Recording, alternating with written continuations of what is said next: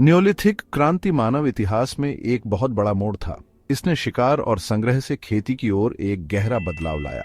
इस परिवर्तन से बसे हुए जीवन, बड़ी आबादी और सभ्यताओं का उदय हुआ। लगभग 10,000 ईसा पूर्व शुरू हुई इस क्रांति ने मानव समाज को नया रूप दिया। यह यकीनन एक प्रजाति के रूप में हमारे इतिहास की सबसे महत्वपूर्ण घटना है।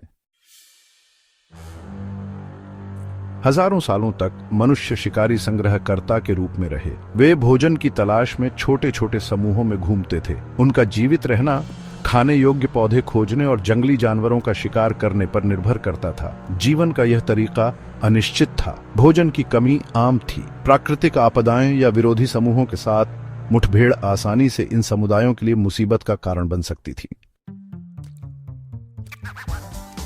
समय के साथ मनुष्यों ने प्राकृतिक दुनिया को और अधिक गौर से देखना शुरू कर दिया। उन्होंने पौधे के जीवन, मृत्यु और पुनर्जन्म के चक्रों को देखा। उन्होंने देखा कि जमीन पर बिखरे हुए बीज नए पौधे उगा सकते हैं। पौधे की दुनिया की यह समझ जानबूझकर खेती की ओर पहला कदम था।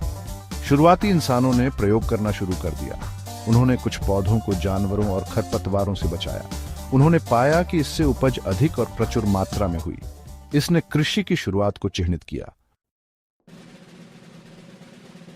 दुनिया के कई हिस्सों में खेती का उदय स्वतंत्र रूप से हुआ। मध्य पूर्व का एक क्षेत्र, उपजाऊ अर्धचंद्राकार, कृषि का सबसे पहला केंद्र माना जाता है। इस क्षेत्र की अनुकूल जलवायु और उपजाऊ मिट्टी ने इसे फसलों की खेती के लिए आदर्श बना दिया। कृषि के अन्य शुरुआती केंद्रों में चीन, मेसोअमेरिका और दक्षिण अमेरिका का एंडीज क्षेत्र शामिल थे। भाग 5, शुरुआती फसलें और पालतू बनाना। गेहूं और जौ उपजाऊ अर्धचंद्राकार में पालतू बनाई जाने वाली पहली फसलों में से थे। एशिया में चावल और बाजरा प्रमुख फसलें बन गई। शुरुआती किसानों ने जानवरों को पालतू बनाना भी शुरू कर दिया। भेड़, बकरी, सूअर और मवेशी अपने मांस, दूध और खाल के लिए बेशकीमती थे। उन्होंने श्रम के स्रोत के रूप में भी काम किया। भाग 6, खेत में नवाचार, उपकरण और तकनीकें। कृषि के विकास से नए उपकरण और तकनीकें आईं। शुरुआती किसान जमीन को जोतने के लिए खुदाई की छड़ें और कुदाल जैसे साधारण औजारों का इस्तेमाल करते थे।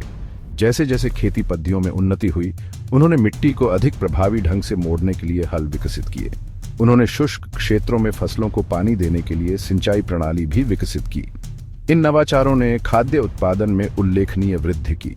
अधिशेष अधिक सामान्य हो गए, जिससे जनसंख्या वृद्धि हुई और गांवों का उदय हुआ। भाग 7, स्थायी बस्तियां और सामाजिक बदलाव। कृषि के आगमन के साथ मनुष्य ने खानाबदोश से बसे हुए जीवन में परिवर्तन किया। खेतों के पास स्थायी गांव बसने लगे। बसे हुए जीवन में इस बदलाव के गहरे सामाजिक निहितार्थ थे। इसने श्रम के विभाजन को जन्म दिया। कुछ व्यक्ति खेती में विशेषज्ञता हासिल करते थे, जबकि अन्य शिल्प या व्यापार करते थे। भाग 8, प्रगति का प्रवाह। सिंचाई प्रणालियां।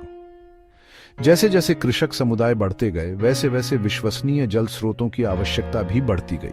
इससे सिंचाई प्रणालियों का विकास हुआ।